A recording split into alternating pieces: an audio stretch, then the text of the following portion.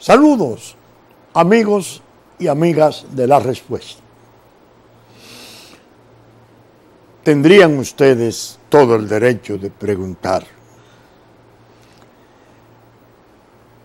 doctor, ¿por qué el general Oscar Naranjo no vino?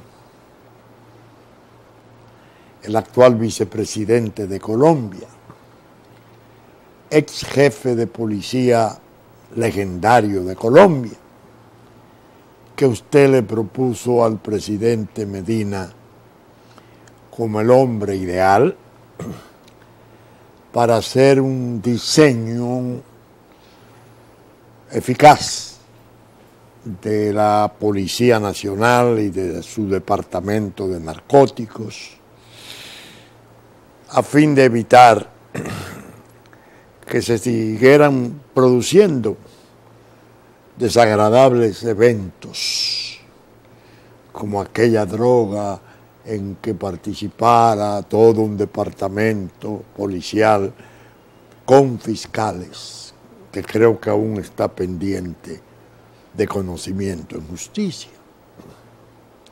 En realidad, no tuve tiempo en el programa pasado de explicarlo.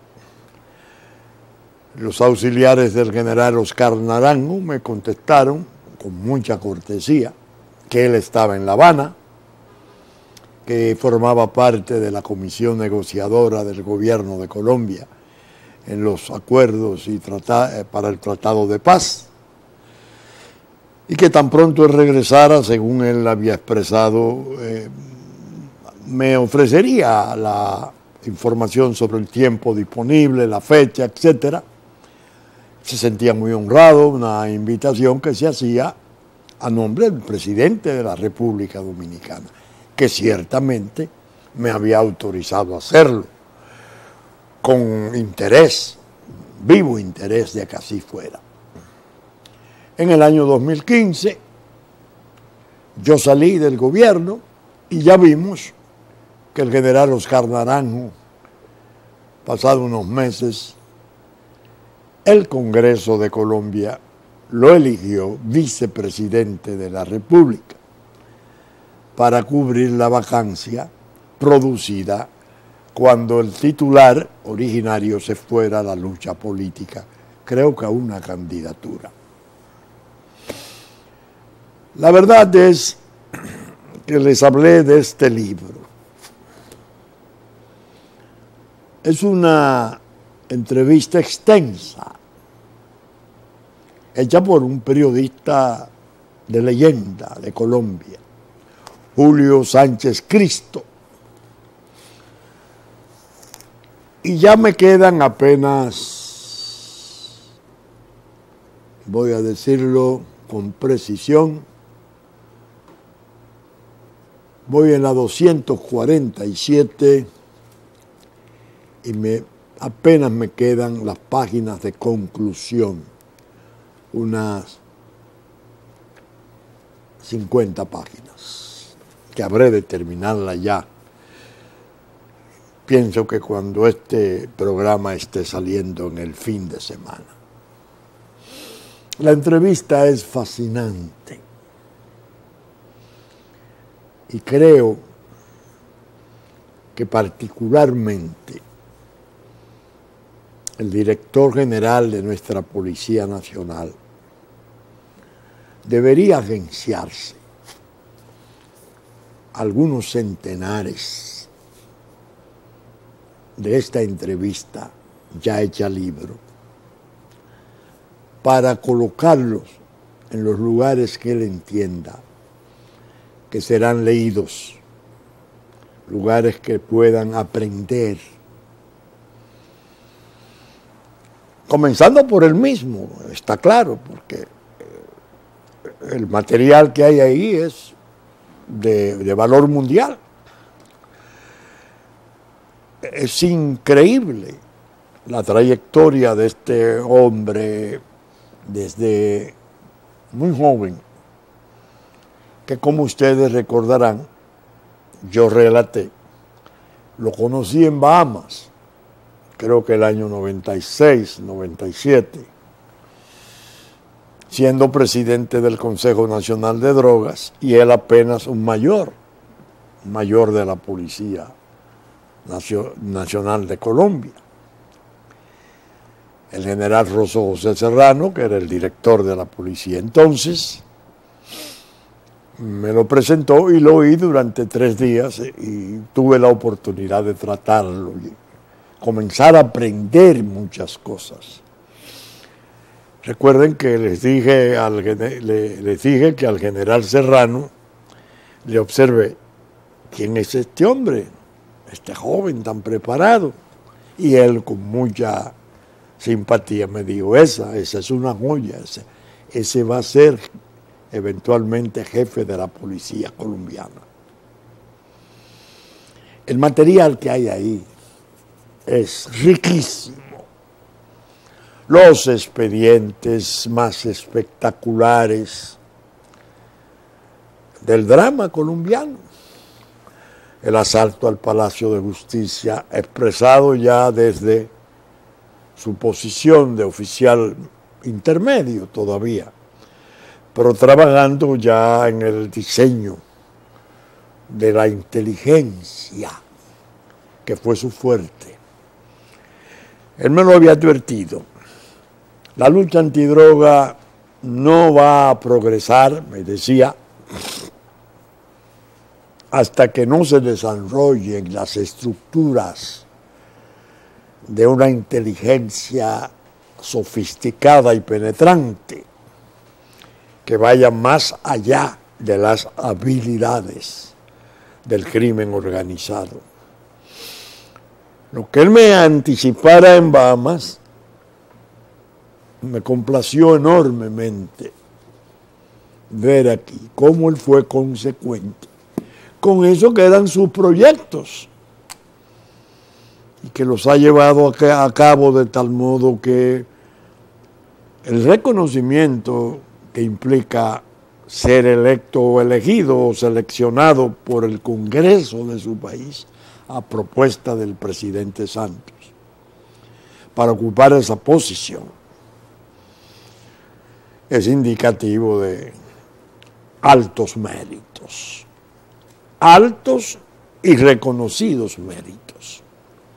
Una de las cosas que me llamó más la atención, porque él relata no solo los acontecimientos, puse el del asalto al Palacio de Justicia y el esfuerzo que ellos hicieron con un informe de 54 páginas, advirtiendo que no tenían protección los jueces de Suprema Corte de Justicia, que la seguridad era mínima en el Palacio de Justicia, que estaba conociendo entonces leyes fundamentales como la cuestión de restablecer la cuestión de la extradición.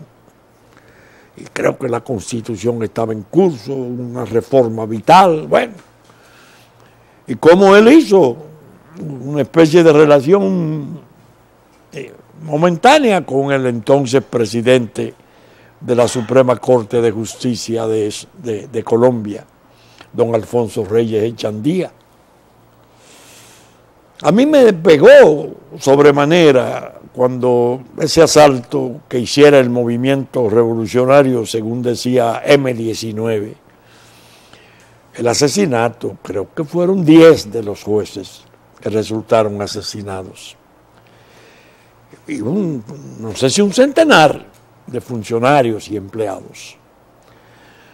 Porque don Alfonso Reyes Echandía había escrito un texto de criminología muy importante, muy didáctico, muy completo, muy moderno, que yo lo había puesto en la Universidad Nacional Pedro Enrique Ureña como libro de texto de criminología. Es decir, que yo tenía familiaridad con la capacidad y la profundidad del pensamiento de ese notable jurista colombiano, vilmente asesinado. Pero también tiene una serie de relatos de casos espectaculares, de capos, cómo se trabajó frente al cartel de Cali, cómo se hizo finalmente todo el proceso para enfrentar las nuevas versiones de los carteles del norte del Valle, cuando todos esos que habían sido auxiliares de Escobar y de los Rodríguez Orejuela, el primero muerto, los otros extraditados y presos, recompusieron ese cartel, peligrosísimo, implacable, pero fragmentado. Él va contando por qué el periodista hizo una entrevista muy profesional, incluso con preguntas incómodas, preguntas pesadas, con cuánta serenidad ese oficial fue explicando caso por caso. Hay una parte que decía, me llamó mucho la atención, porque él estuvo, y el periodista se lo suscitaba, en 5 oportunidades propiamente destituido. Lo iban a pasar a retiro por las implicaciones que implica perseguir al crimen. Es decir, cuando un hombre se distingue en el desempeño de sus funciones consistentes en hacerle el frente al crimen organizado, queda expuesto a todas las maldades, a todas las felonías que se puedan imaginar. Es un hombre a cazar, a degradarlo, a hacerlo caer, porque el crimen necesita volarlo, necesita oficiales cómodos, y ese resulta incómodo. Eso ya él me lo había advertido cuando era muy joven. Está aquí, caso por caso, suscitado por la sagacidad de ese periodista, que no es cualquier cosa. Es un hombre notable en el periodismo, Julio Sánchez Cristo. Y yo, haciendo una extrapolación del caso colombiano con nosotros, he llegado a la conclusión, conforme a ese testimonio tan sólido, tan serio, proviniendo de donde proviene, que hay una considerable similitud en muchos de los aspectos de la lucha antidroga entre nosotros. Claro, nosotros como miniatura, nosotros como una reducción, porque el drama de Colombia es incomparable. Solo México quizás en América podría competir en el horror. Cuántas intrigas, cuántas maldades, cómo el narco se las ingenia para infiltrarse en los resquicios más inverosímiles de la sociedad para ejercer su influencia. Yo lo he visto en otros y lo he sentido en mí. ¿Qué actitud tan malévola y corrosiva logran los carteles desarrollar frente a aquellas personas que han tomado la decisión de arriesgarlo todo, la propia y de sus familias, con tal de combatirles? Es increíble. Yo pienso que con el general que dice Julio Sánchez Cristo, el cazador de la mafia, artífice de los golpes más contundentes al narcotráfico colombiano en los últimos 20 años, confiesa sus secretos. Yo creo que lo ideal para el país sería aguardar que él termine en sus funciones tan notables e importantes de vicepresidente de Colombia. Pero según parece, un vicepresidente útil y activo en campos sensitivos, tan sensitivos, o el mismo campo sensitivo de siempre, porque creo que anda ahora con el trastorno de la FARC, el Ejército de Liberación Nacional, los gravísimos sucesos de Buenaventura en el Pacífico, por donde sale gran parte de la droga de Colombia, en el oeste. Aguardar que termine sus misiones y de algún modo reiterarle la invitación. Venga, ayúdenos. Diseñe algo parecido a la DIPOL que usted diseñó con un grupo de jóvenes valiosos para separar el accionar de la policía judicial del accionar de la inteligencia policial, que sirve tanto para penetrar al crimen como para controlar a los propios. Diseño, una cosa realmente... Bueno, antes de él volver después de retirado a tener algún tipo de trabajo notable, yo le voy a dar este dato, si es que falta alguno para que ustedes entiendan el personaje del cual hablo. Él pasó a asesorar a la Policía de México. Óigame, hacerle a los mexicanos, un colombiano, el diseño y trabajar en esto, en la asesoría, para el diseño de sus nuevas policías por hacer. Solo un personaje de la categoría de Oscar Naranjo podría hacerlo. Vamos a aguardar. El tiempo viene. Creo que las elecciones de Colombia son en unos meses. El presidente Medina tendría incluso la oportunidad de aquí al año 20 de invitarle. Las necesidades nuestras son crecientes, las falencias cada vez mayores, lo que implica que se hace más crucial que nunca utilizar la buena voluntad del servicio de gente importante, probada, que podría favorecernos con diseños favorables al mejoramiento de este desastre. Pero crean ustedes que cuando yo les digo, le hago el recuento de esto, me he sentido en el deber de relatarle además otra cosa relacionada con el tema terrible, el tema de la droga, el dominio de los carteles, la enfermedad inmensa, la adicción epidémica de la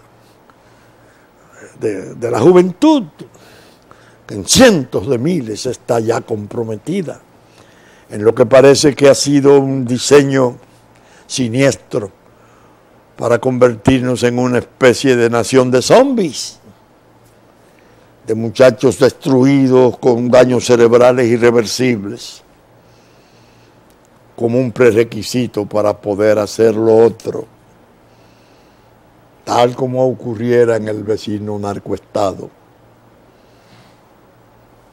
Ya ustedes saben a qué me refiero. Este otro caso, este otro asunto terrible que amenaza despedazarnos.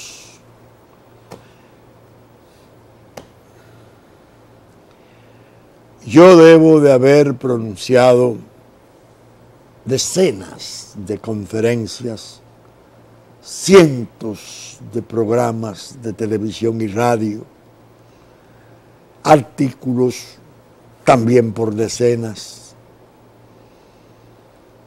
para rogar a los poderes públicos de mi país desde hace más de 25 años. Desde hace más de 25 años, acentúo la fecha, para ver de qué modo dotábamos a la República de una jurisdicción nacional especial. Sostuve desde el principio que podíamos espigar jueces, que por fortuna los tenemos, para crear 3 tribunales colegiados de primer grado, jueces de instrucción y jueces de corte regionales, 3 muestras de los 2 grados, con alcances nacionales, no regionales, para que allí se fueran a juzgar los crímenes del narcotráfico internacional, así como la gama de crímenes de lesa humanidad, las que han sido declarados por convenciones internacionales como tales. El argumento que utilicé desde el principio fue: el narco es muy opulento, tiene riquezas inmensas, tiene relaciones crecientes con el poder político, con las instituciones militares, policiales, con el empresariado, con la banca. Y está en capacidad de ir estableciendo el soborno con la intimidación como anverso o reverso, para que sus casos no caminen mal, para que propiamente desaparezca la justicia penal frente al crimen de la droga, o se disminuya de tal modo que pase a ser una especie de divertido pasatiempo. Ustedes me dirán, bueno, pero doctor, de eso hace 25 años. Y la cuestión histórica usted siempre la toca porque habla para los jóvenes, pero no, en este caso no.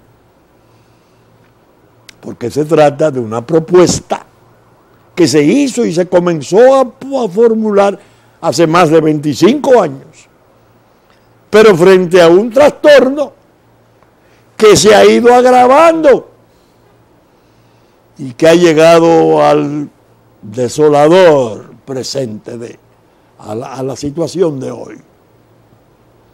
Más grave aún, casi como la confirmación de mis razones cuando invocaba la necesidad de esa jurisdicción nacional especial. Miren, en el 96, cuando yo ingresé al Consejo Nacional de Drogas, mi sueldo yo lo dividí para donarlo.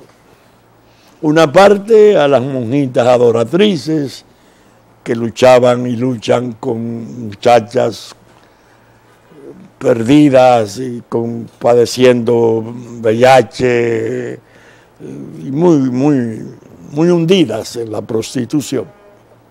Y la otra parte para sufragar con parte de ese sueldo, aportarlo a una especie de nuevo departamento en el Consejo Nacional de Drogas, en el cual trabajarían 3 abogados, 2 de los cuales yo saqué propiamente de su ejercicio y lo sumé a la mística,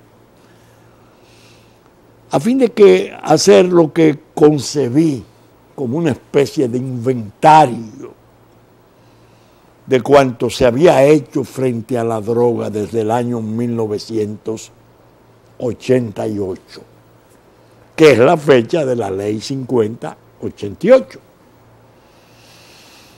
Del 88 al 96, yo quería saber qué había hecho el Estado en la lucha. Comenzamos por la interdicción, la Dirección Nacional de Control de Drogas.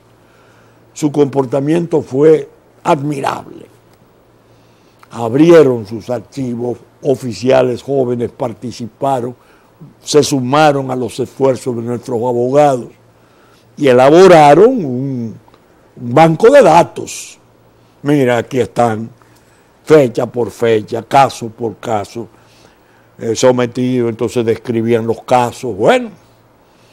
Pero había otra fase del inventario que era todavía más importante. ¿Qué había ocurrido en justicia con ellos? ¿Qué se había podido hacer? Si lo habían condenado, si habían cumplido, si lo habían indultado, lo habían liberado, si los expedientes se habían paralizado. Es decir, el curso, la trayectoria de eso ya en justicia, que era lo que venía a completar el inmenso banco de datos relativo a la lucha antidroga. El presidente Fernández apoyó con entusiasmo el programa, lo vio con mucha simpatía y consideró que era vital, porque no podíamos comenzar en el 96 a hacer esfuerzos sin saber qué habíamos hecho y dónde habíamos fallado, qué faltaba como Estado por hacer. ¿Qué me ocurrió? Cuando le escribo al presidente de la Suprema Corte de Justicia, claro, el nivel más alto, diciéndole que en virtud de los artículos 19 y 20 de la ley 50, el presidente de la República y el Consejo Nacional de Drogas, bajo su dependencia, como la Dirección Nacional de Control de Drogas, estos organismos tendrían el derecho a recibir toda la información que solicitaran de los poderes públicos, del Estado. Bueno, yo dije, el Poder Judicial es un poder del Estado, esto va a caminar muy bien. Un juez joven me fue a ver y me dijo, doctor, recibí su solicitud para examinar los archivos y poder trabajar sus abogados en el levantamiento del inventario de casos. Pero lamentablemente no se va a poder. ¿Por qué? Hubo una especie de orden que bajó, de que no se abrieran los archivos al interés del Consejo Nacional de Drogas. ¿Cómo? Sí. Entonces yo recibí más apoyo de la Dirección de Control de Drogas, la DNC, constituida por militares y policías, que lo que me puedan ofrecer los jueces, los tribunales, ¿sí? Efectivamente, hasta ahí llegó el programa. Yo decía, pero bueno, ¿y esto qué es? Al cabo de los años, un juez de corte muy amable, que me había oído explicar en la respuesta mi queja por esa contención que se había hecho de un programa tan valioso. Le digo, no, lo que pasó fue que hubo mucha resistencia, porque realmente la presidencia de la Suprema Corte de Justicia fue anuente, lo vio bien, pero había entonces jueces y había una serie de factores que no querían. Es más, hubo alguien que dijo que esa era una forma de usted averiguar en los expedientes cuál de ellos pudo ser, cuando eran abogados en ejercicio, abogados de capos mafiosos. Por Dios, es una locura. Se lo doy como información. Podía ser o no cierto, pero la recibí. Y me impresionó. Eso lo traje entonces a la televisión, a la radio, a todas partes, como expliqué al principio. No hubo manera de que caminara la idea. Cuando designaron al doctor Mariano Germán en la presidencia de la Suprema Corte de Justicia. Yo era asesor en política antidrogas porque fui 9 años, una parte con Leonel Fernández y otra parte con Danilo Medina, en la política antidrogas. Fui a ver al doctor Germán, el doctor Germán entendió perfectamente el asunto. Me dijo, sí, es excelente la idea y además tenemos la ventaja, y es cierto, que la Constitución del 2010, admite y propicia la posibilidad de nuevas jurisdicciones cuando el interés público así lo reclamare. Magnífico. Me animé mucho. Ya estando en la dirección de ética, con las mismas funciones honoríficas ya de la asesoría de políticas públicas antidrogas, fui a ver al presidente Medina y le planteé el asunto. En el 2015, él lo aprobó y vio claramente la utilidad de hacerlo. Yo le dije, presidente, los jueces ordinarios, los jueces de los pueblos, los jueces comunes, son muy débiles. Este crimen es terrible. O lo intimidan o lo compran. Hay que crearle un obstáculo, algo que me decía el general Rosso José Serrano, que forme parte de lo que los narcos llaman territorio apache. Cuando un país tiene defensa en la interdicción fuerte, una fuerza aérea tipo los tucanos que tenemos, una justicia fuerte que considerablemente severa, insobornable, eso es territorio apache. Espérate. Bueno, el caso es que el presidente le dio aprobación y me dijo, vaya a ver al doctor Germán, a ver qué se puede hacer, presidente de Suprema Corte de Justicia. Yo vuelvo donde el presidente de la Corte Suprema, el doctor Germán, Mariano Germán, y da la misma aprobación. Pero me dice, mire, aunque nosotros como Suprema Corte de Justicia tendríamos constitucionalmente la iniciativa de presentar el proyecto, haga el proyecto y lléveselo al presidente y que sea el presidente quien lo someta, porque finalmente es un paso institucional importante y él lo introduce y tendrá políticamente más aceptación, será más fuerte. Y yo fui donde el presidente y le escribí una carta. Recuerden que yo leí la carta que le escribí a Oscar Naranjo el 8 de enero del 2015 para el rediseño de la Policía Nacional. El 9 de febrero, una carta al día siguiente, le escribo al presidente, le doy cuenta de lo del general Naranjo y le digo en la Capite 2, en cuanto a la visita al magistrado presidente de la Suprema Corte de Justicia, doctor Mariano Germán Mejía, la pude realizar en la entrevista que me concediera con el objeto de transmitirle cuál había sido su reacción en cuanto a la posibilidad de trabajar con un proyecto destinado a la creación de una jurisdicción nacional especial encargada para el juzgamiento de los crímenes de lesa humanidad.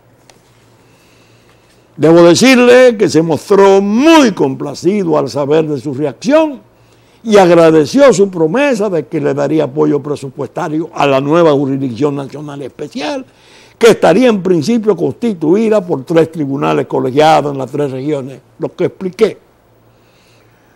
En cuanto a quién debería de asumir la iniciativa, el magistrado Germán, con quien yo había hablado hacía cosa de 2 años, no tuvo ningún reparo con que se originara en el Poder Ejecutivo y no como iniciativa de la Suprema Corte de Justicia. Es más, así lo insinuó. Mi interés en verle, presidente, referido a mi correspondencia anterior, se avenía a la finalidad de recibir una aprobación final de su parte para trabajar en el diseño del proyecto de ley, según conversara con el magistrado Germán. Podría hacerse por un esfuerzo mixto entre el área de la consultoría jurídica del Ejecutivo y uno o más jueces de la propia Suprema Corte de Justicia. No le puedo negar que a mi modo de ver se trata de una cuestión tan importante que resulta penoso perder la oportunidad histórica de proponerla el próximo 27 de febrero como proyecto de ley por ante reunión conjunta de las cámaras en la fecha patria. Preparé el proyecto.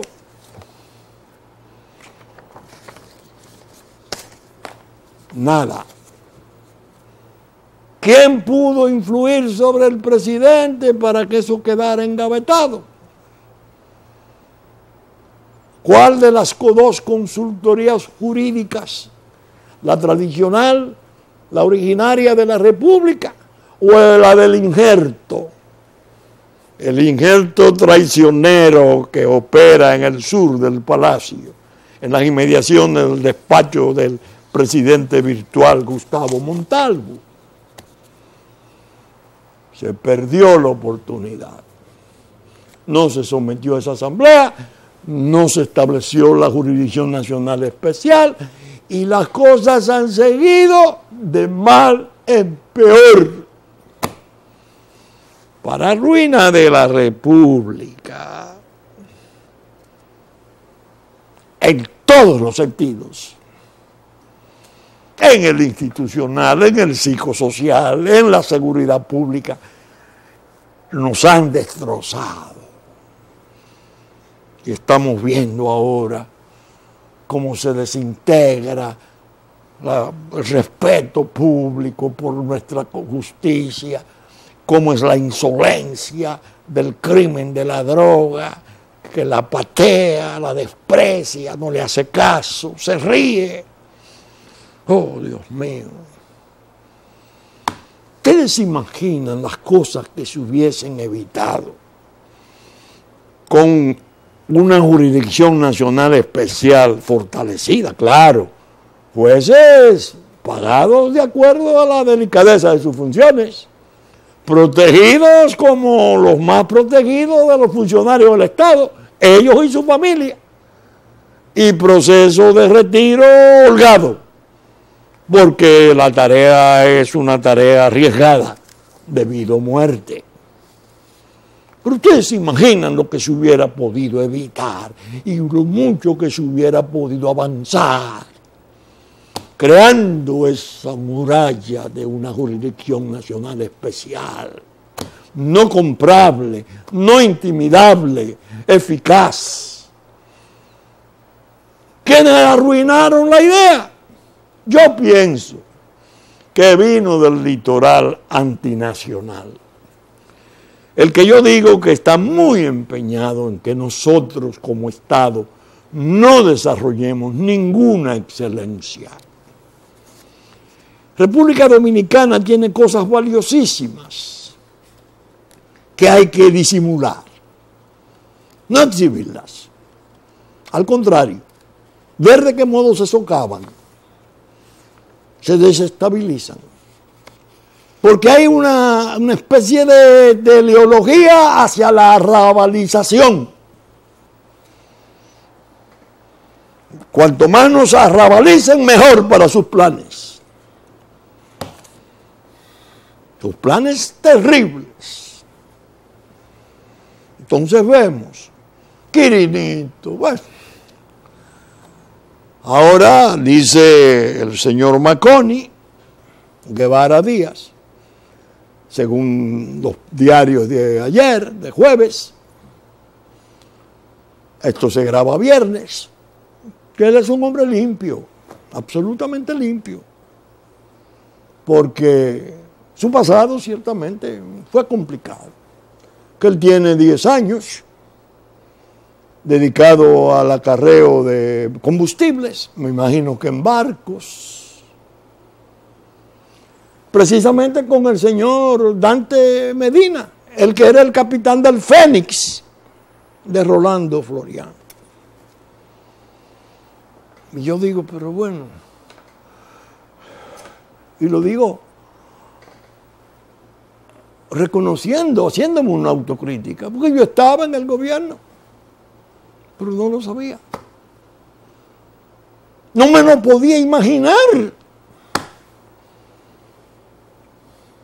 Cómo una persona que ha tenido esas dos complicaciones de servir en las organizaciones de Florian y de Quirino Ernesto Paulino podía tener un negocio de ese tipo.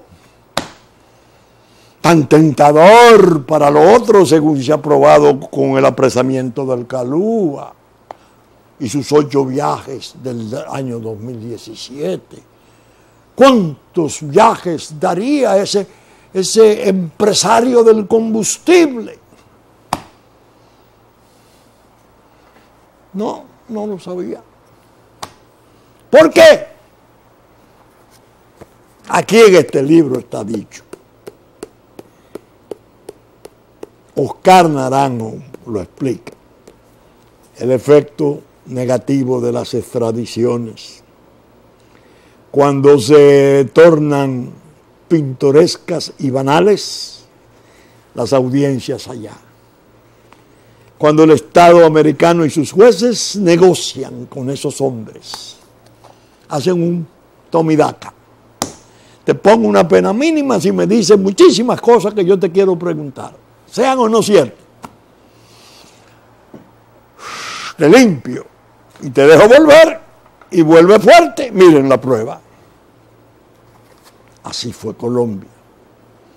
Cuando comenzaron a variar las circunstancias allá, cuando se hizo el rediseño de las operaciones de separando la policía judicial como tal del segmento importantísimo de la inteligencia policial. Es decir, yo le he querido al programa de hoy dar ese alimento. Yo he querido hablar de una cosa pesada, no de una recordación vanidosa. Yo propuse, yo dije hace 25 años, no. Es que lo que yo dije y propuse entonces ha sido tan penosamente desoído y desatendido que hoy es uno de los problemas mayores de la nación. Y sigue siendo la urgencia un cáncer nuestro. Es decir, que viendo estas cosas, no hay justificación del silencio, de hacerse el indiferente, de volverse un resabioso. Esto es un desastre, y usarlo políticamente como crítica. No. Este es un tipo de esfuerzo que hay que poner los dos hombros. Todos aquellos dominicanos y todas aquellas dominicanas que sientan preocupación por la suerte de su patria. Así vamos directo a la profundización de un caos, a la configuración definitiva, letal, de un desprestigio mundial que justificaría cualquiera de los atrevimientos que se han venido cometiendo contra la integridad nacional.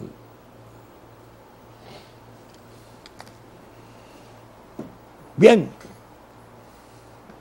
yo estuve variando el tema en la Fundación Global Democracia y Desarrollo la noche del miércoles.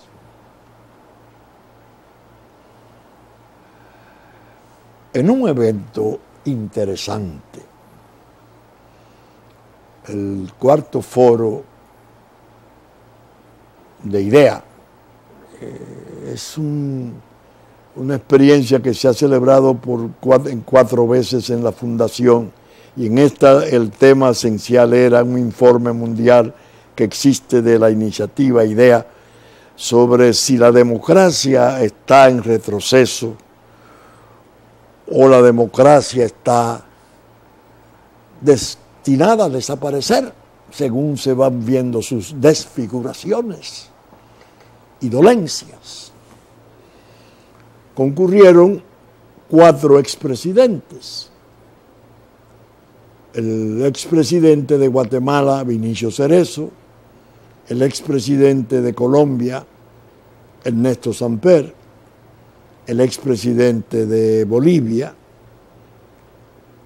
Mesa, y Leonel Fernández por la República Dominicana. Un señor chileno muy importante, Sergio, no recuerdo ahora su apellido, pero notable, leyó el informe, la síntesis del informe mundial y lo sometió a discusión. Y un profesor, creo que argentino, manejó, Sodaco, no sé, la maestría de ceremonia y hizo de manejador del evento. Fue interesantísimo.